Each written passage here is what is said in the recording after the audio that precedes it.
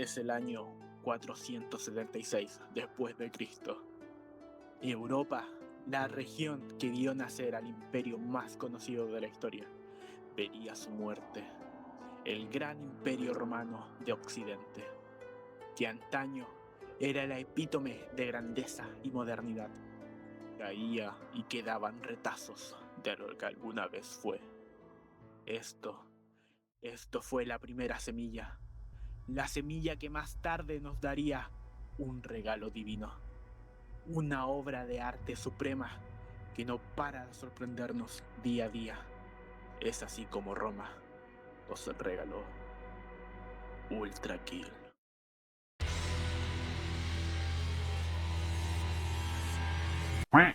Con la caída del gran imperio romano de Occidente, Europa queda con un gran vacío de poder y lleno de estados y tribus descentralizadas, lo que provoca a su vez muchos conflictos por ver quién sería dueño de más territorio. Al norte, los escandinavos no tenían una organización tan prolija como sus vecinos del sur, ya que bajo la presión de los bárbaros, los romanos jamás pudieron tomar realmente estas tierras. Con este vacío que dejó Roma y sin la presión de un gran imperio, la gente del norte pudieron organizarse de mejor manera, provocando así, sin darse cuenta, que los vikingos pudieran salir a flote. ¿Flote? ¿Es un chiste de los vikingos por sus famosos barcos? No, no es un chiste por sus barcos. Quitando su mala fama de ser saqueadores, los vikingos dentro de su propia cultura demostraron tener un sistema que premiaba el mérito. Eran tierras llenas de comercio y llenas de ganas de conocer los saberes de los pueblos que lo visitaban. Adelantándonos ya a siglos posteriores, los escandinavos comenzarían a formar diferentes reinos, como lo serían los diferentes reinos de lo que hoy es Noruega y Suecia. A su vez, a base de sacrificio y control, los Rus de Kiev se harían presentes, siendo ellos los que tomarían el nombre del zar, como descendientes de César y el gran imperio romano.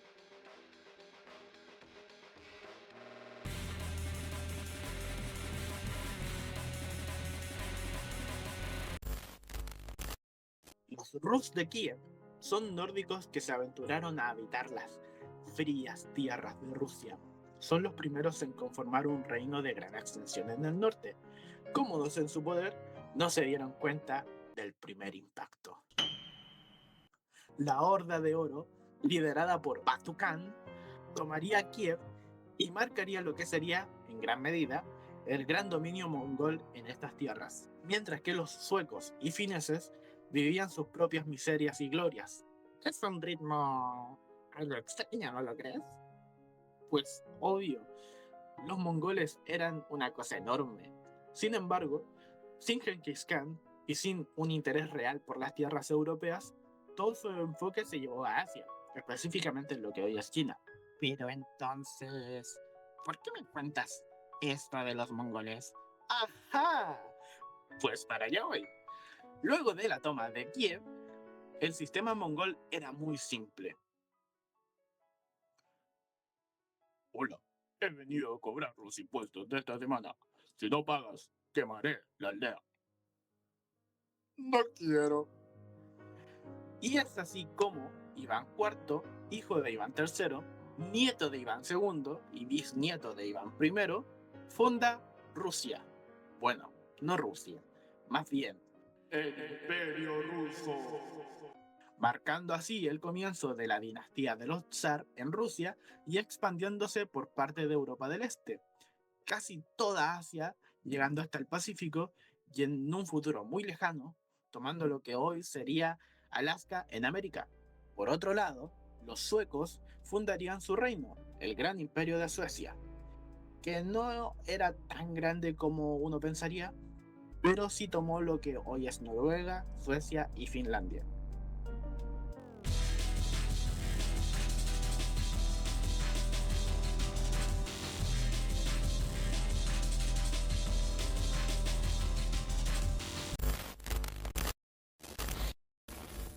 Con el Imperio ruso en marcha, muchos de los reinos que delimitaban con Rusia fueron anexionados, Por otro lado, Suecia, ya como un reino medieval, tiene el control de diferentes rutas de comercio, entre ellas el mar Báltico, el cual era la zona de comercio más importante del lugar, ya que era una gran conexión para lugares como Dinamarca, Alemania, Polonia y lugares más allá del mar Báltico, como Inglaterra o Francia. Por lo que Rusia se le hizo un lugar muy interesante. Interesante. ¿El qué? Pues Finlandia. El Imperio Ruso comienza lo que hoy conocemos como la Guerra Sueco-Rusa, lo cual marcaría un antes y un después para lo que hoy conocemos como el Imperio Ruso, ya que en la batalla de Poltava, Rusia se corona como la nueva potencia militar de Europa del Este y toma el control del mar Báltico. Es decir, que Suecia no solo perdió, sino que hizo a Rusia un gran imperio. Sí. Y también marca la caída del reino de Suecia como se conocía en ese entonces. Pues sí que les fue mal. Claro que sí, pero no todo es bueno. Rusia a lo largo de la historia siempre demostró que, a pesar de ser un imperio, jamás fue demasiado bueno para repartir sus recursos. No era para menos, porque hasta el día de hoy Rusia sigue siendo una de las naciones más grandes del mundo, y en ese tiempo lo era aún más. Esto se debe sumar a que su estructura social fue un sistema feudal hasta casi los finales del siglo XIX. O sea, que cuando Estados Unidos estaba por abolir la esclavitud, Rusia seguía siendo un reino feudal. Sí, así con lo loco que suena es la realidad. La educación y la falta de capital en Rusia hizo de las suyas por mucho tiempo. Cuando recién comenzó la industrialización en Rusia, Tesla ya había creado su famosa bobina, Edison asesinado un elefante y el mundo estaba conociendo las maravillas de la electricidad en toda su amplitud. Mientras que Rusia aprendía que el vapor podía mover máquinas. Dicho así, suena un poco extraña la historia. Es lo fascinante de la historia. Pero retomando, Rusia se queda muy atrás tecnológicamente y entrando al siglo XX, en Europa ya existían potencias militares muy superiores tecnológicamente hablando. Pero hay algo que siempre ha tenido Rusia y es la cantidad. Al iniciar la Primera Guerra Mundial, Rusia atravesaba una crisis interna. En medio de una guerra, por culpa de su propia gestión, Rusia debe abandonar la guerra. Y es así como finalmente ocurre la Revolución Rusa, que dio a pie a que muchas naciones que fueron tomadas por el imperio se independicen, entre ellas Finlandia. Espera. ¿Por qué me estás contando todo esto? ¿No que este video trataba de Ultra Kill? Pues ahí, hijo mío, estás lo correcto.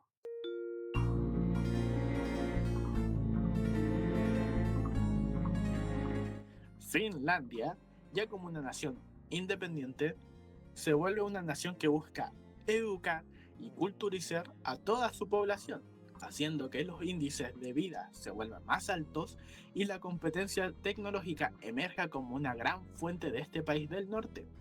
Al tener un nivel de desarrollo humano, se convirtió en uno de los lugares donde la gente podía tener ocio. Al tener ocio, la creatividad abundaba para innovar en nuevas formas de ocio. La industria del videojuego crece. Y es ahí cuando llega nuestro salvador, Arsipatala, mejor conocido como Hakita. Nace con un solo propósito: hacernos felices. Él, en su máxima expresión de amor, utiliza su mente, sudor y sangre para entregarnos Ultra Kill.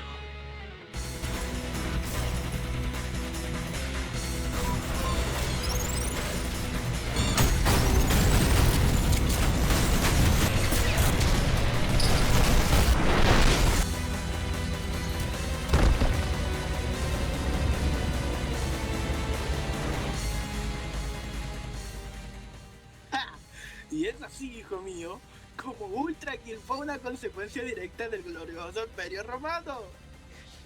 Deberías medicarte. Este juego es gloria pura, la máxima expresión de benevolencia divina, un acto de amor de Dios para nosotros, los simples mortales.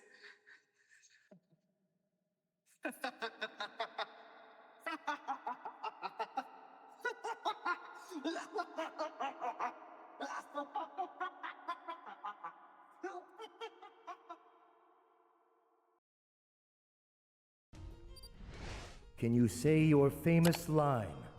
Yes, I can do that. They always like it when I do this one.